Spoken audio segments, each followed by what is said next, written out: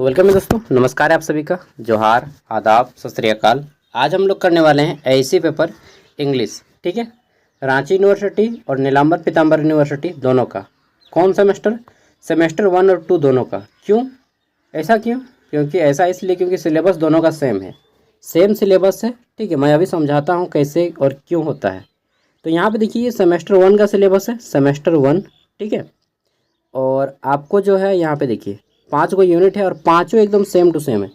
ठीक है, पहला यूनिट में देखिए what is communication, define aspects, दूसरा है रीडिंग, तीसरा है शॉर्ट्स कंपैरिजन, चौथा पे है लेटर राइटिंग और पांचवा पे आर्टिकल। ठीक है, ये सेमेस्टर 1 का। अब देखिए सेमेस्टर 2 का सिलेबस, ये सेमेस्टर 2 का है। ठीक है, सेमेस्टर 2 का सिलेबस देख लीजिए और क्या है यहाँ पे उसको भी देखिए। सिलेबस सेम है एकदम 100% सेम। ठीक है, 1% अंतर नहीं। What is communication, reading comprehension, shorts comparison, letter writing, article. देख लिए एकदम 100% सेम है ना, सेमेस्टर 1 और 2 का, रांची यूनिवर्सिटी और एनपीयू दोनों का। ऐसा क्यों? ऐसा इसलिए क्योंकि पहले इस बात को समझिए, अगर आप सेमेस्टर 1 में एआईसी पेपर इंग्लिश रखते हैं, ठीक है, तो आपको सेमेस्टर 2 में हिंदी रखना होगा। और अगर आप सेमेस्टर 1 में एआईसी पेपर हिंदी रखते हैं तो आपको सेमेस्टर 2 में इंग्लिश रखना होगा। बात को समझे? तो मैक्सिमम बच्चे सेमेस्टर 1 में हिंदी रखते हैं तो उनको सेमेस्टर 2 में इंग्लिश रखना होता है, और जो लोग सेमेस्टर 1 में इंग्लिश रखे थे उनको सेमेस्टर 2 में हिंदी रखना होता है। ठीक है, ऐसा नहीं हो सकता है कि आप सेमेस्टर 1 में भी हिंदी रखें और 2 में भी हिंदी रखें, या फिर सेमेस्टर 1 में इंग्लिश रखें और 2 में भी इंग्लिश रखें। आपको चेंज करना होगा। इसलिए जो लोग एक बार पढ़ लिया है इंग्लिश को, उसको हिंदी पढ़ना है, और जो लोग हिंदी को पढ़ा उन लोग को इंग्लिश पढ़ना है। समझे बात को? ठीक है, तो सेमेस्टर 1 में पढ़िए चाहे 2 में पढ़िए, पढ़ना तो वही है। तो चलिए देखते हैं 2023 से सेशन में पूछा गया क्वेश्चन पेपर है। दोनों यूनिवर्सिटी के काम में आएगा, रांची यूनिवर्सिटी और नीलांबर पीताम्बर यूनिवर्सिटी। ठीक है, दोनों यूनिवर्सिटी एक साथ चलता है, दोनों का सेम क्वेश्चन आता है। ठीक है, फुल मार्क्स 50 है, टाइमिंग आपको 1.5 घंटा दिया जाता है, और पास करने के लिए आपको चाहिए 20 नंबर। कितना लाना है? 20 नंबर लाना है। ठीक है, देखिए यहाँ पे बोला गया है सबसे पहले कि answer from both the section as directed. तो आपको दोनों सेक्शन से आंसर देने हैं। पहला है सेक्शन ए, ठीक है, 5 मार्क्स का, और सेक्शन बी है आपका 45 मार्क्स का। ठीक है, सेक्शन बी कितना मार्क्स का है? 45 मार्क्स का। चलिए देखते हैं। तो सेक्शन ए में हमारे 5 मार्क्स वाले 1 क्वेश्चन आते हैं। पहला क्वेश्चन है हमारा कि व्हाट इज कम्युनिकेशन। कम्युनिकेशन मतलब संचार। ठीक है, संचार क्या है? What is communication? तो communication is a process that to share opinion, idea, thoughts to one person to another person. ठीक है, संचार वह माध्यम है जिससे हम अपनी भावनाओं, विचारों और भावों को किसी एक व्यक्ति से दूसरे व्यक्ति तक पहुंचाते हैं। ठीक है, वो इसी को कम्युनिकेशन बोलते हैं। ठीक है, बस इसको लिखना था। दूसरे नंबर में पूछा गया था कि reading is an dash process. तो रीडिंग कैसा प्रोसेस है?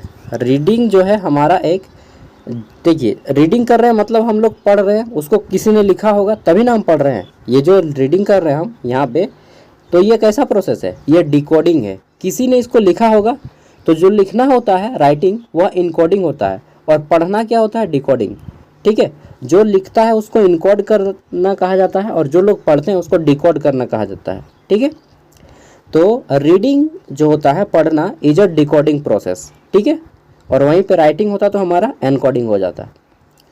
अगला हमारा कि इन नोट मेकिंग, जब हम लोग नोट मेकिंग करते हैं तो बोला गया है कि नोट मेकिंग में हेडिंग इज फॉलो बाय सब हेडिंग विथ मेन पॉइंट। बिल्कुल, जब हम लोग नोट मेकिंग करते हैं तो पहले एक हेडिंग देते हैं, उसके नीचे एक सब हेडिंग देते हैं। ठीक है, और उसके जो मेन पॉइंट होते हैं सब इसी को फॉलो करते हैं। जैसे ये ग्लोबल वार्मिंग लिख रहे हैं, ठीक है, तो फिर नीचे में लिखेंगे यहाँ पे side effects of global warming, फिर लिखेंगे समुद्र में क्या प्रभाव पड़ रहा है, वायु में क्या प्रभाव पड़ रहा है, ठीक है, वन जंगल में क्या प्रभाव पड़ रहा है। तो ये जो हेडिंग को ही फॉलो करता है ना, ये सब हेडिंग और ये मेन पॉइंट्स, वही पूछ रहा है।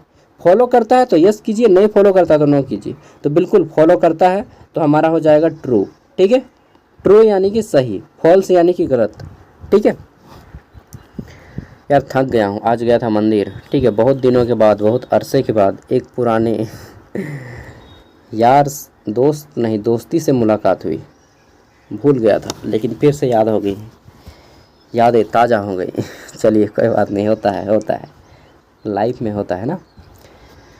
चलिए नेक्स्ट है हमारा क्वेश्चन कि अ फॉर्मल लेटर जो होता है, a formal letter always start with the receiver's address. जब हम लोग लेटर लिखते हैं तो क्या लेटर में रिसीवर्स का एड्रेस से स्टार्ट करते हैं? नहीं, रिसीवर मतलब जो पाने वाला है, ठीक है।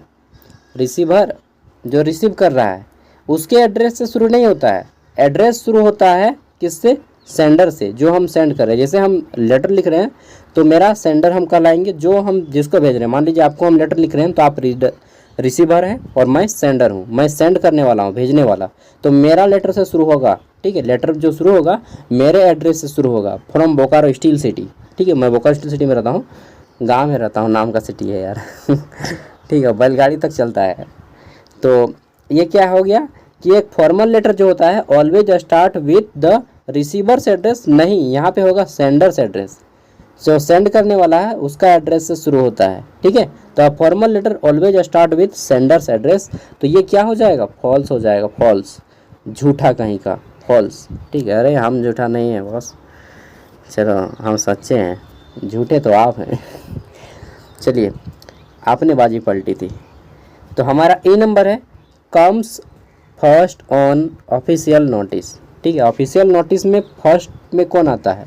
तो ऑफिशियल नोटिस जब भी हम लोग लिखते हैं तो कोई ऑर्गेनाइजेशन या संस्था होती है, ठीक है, उसका नाम पहले आता है। एनी ऑर्गेनाइजेशन और इंस्टीट्यूट नेम, यहाँ पे हो जाएगा एनी ऑर्गेनाइजेशन और institute name come first on official notice. तो ऑफिशियल नोटिस में किसी ऑर्गेनाइजेशन या संस्था का नाम पहले आता है, ठीक है।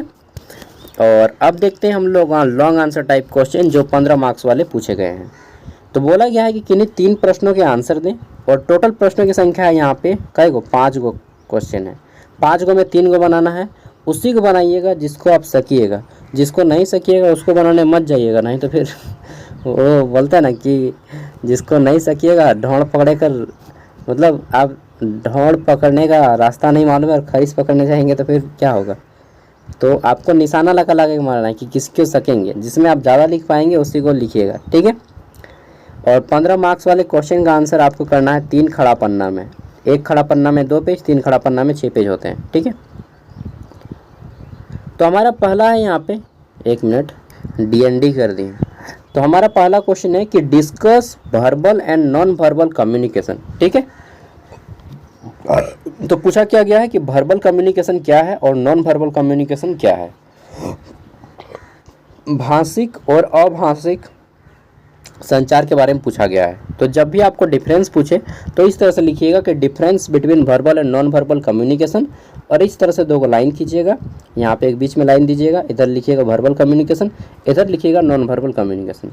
वर्बल जिसमें हम लोग भाषा का प्रयोग करते हैं, जैसे बोलना, ठीक है, बोलना आ जाएगा इसमें, लिखना भी आ जाएगा इसमें। नॉन वर्बल इसमें केवल इशारा करना शामिल है, इशारा करना, चित्र बनाना, ये नॉन वर्बल है, ठीक है, जिसमें भाषा का प्रयोग नहीं होता है। नेक्स्ट है हमारा कि right a notice inviting name for the youth festival. तो आपको एक नोटिस लिखना है, इनवाइट कर रहे हैं किसके लिए? यूथ फेस्टिवल के लिए, ठीक है। अगला हमारा है तीसरा क्वेश्चन, ड्राफ्ट एन इनविटेशन। तो आपको एक इनविटेशन लिखना है, ठीक है, फॉर किसके लिए? तो एनुअल स्पोर्ट डे, ठीक है, एनुअल स्पोर्ट डे के लिए, एनुअल स्पोर्ट डे, वार्षिक खेल दिवस के ऊपर, to be organised by Ranchi university, जो कि रांची यूनिवर्सिटी के द्वारा ऑर्गेनाइज किया जा रहा है। आप अपना यूनिवर्सिटी का नाम दे सकते हैं, NPU यूनिवर्सिटी पलामू, ठीक है, समझ गए ना। आगे देखते हैं, 5वां क्वेश्चन है आपका यहाँ पे कि you purchase a washing machine. अरे भाई लैपटॉप परचेज करना है तो वॉशिंग मशीन बोल रहा है। हाथ से कपड़ा खींचो भाई, थोड़ा सा मेहनत करवाओ वाइफ को, इतना सुखी मत बना दो। देखिए हाथ से अगर आप कपड़ा खींचते हैं तो क्या होता है, बॉडी का एक्सरसाइज होता है, ठीक है। वॉशिंग मशीन खरीदते आप आलसी इंसान बन जाइएगा, तो अपनी वाइफ को कभी वॉशिंग मशीन खरीद के मत दीजिएगा। मेरे पास भले ही लाखों रुपया रहे बट मैं वॉशिंग मशीन के पक्ष में नहीं हूँ, ठीक है। अपना कपड़ा स्वयं खींचो, बॉडी का एक्सरसाइज होगा, नहीं कीजिएगा तो फिर मोटा जाइएगा, ठीक है। चलिए, तो यू परचेज अ लैपटॉप, यहाँ पे कर देता हूँ मैं, ठीक है, but it is not working, जो आप लैपटॉप खरीदे हैं वो वर्किंग नहीं कर रहा है। Write a complaint letter to replace it, ठीक है। तो आपको एक कंप्लेंट लेटर लिखना है जिसमें आपको इसको रिप्लेस करना है। रिप्लेस मतलब दोबारा इसको बदल के हमको दूसरा ला दीजिए भाई, ठीक है। 6 नंबर पे हमारा कि प्रिपेयर अ रिज्यूम, आपको एक रिज्यूम लिखना है फॉर अ वैकेंसी, एक वैकेंसी के लिए in a reputed school as a teacher in English. तो आपको एक इंग्लिश टीचर के लिए स्कूल में, मान लीजिए ना कि कोई स्कूल है, सपोज दैट मान के चलते हैं कि संत थॉमस स्कूल है, ठीक है, या कोई भी स्कूल है, DPS Ranchi, Delhi public school Ranchi, ठीक है, वहाँ पे आपको एज अ इंग्लिश टीचर के रूप में ज्वाइनिंग करना है। तो आपको एक एप्लीकेशन लिखना है, ठीक है। तो बोलिएगा इस सब का आप आंसर नहीं करवाएं, इस सब का आंसर मैं नेक्स्ट वीडियो में कराऊंगा। लॉन्ग आंसर टाइप क्वेश्चन जितने भी बनेंगे सब करा दूंगा पूरा डिटेल में, ठीक है। इस वीडियो में इतना ही। अभी क्या करना है आपको, पहले सिलेबस नोट कीजिए, सिलेबस को एक कॉपी पेन में नोट कीजिए और फिर ये क्वेश्चन सबको नोट कीजिए और इसका प्रयास कीजिए अपने से खुद से आंसर लिखने का। बाकी शाम होते होते मैं आपको क्वेश्चन आंसर करा दूंगा, ठीक है। बाय।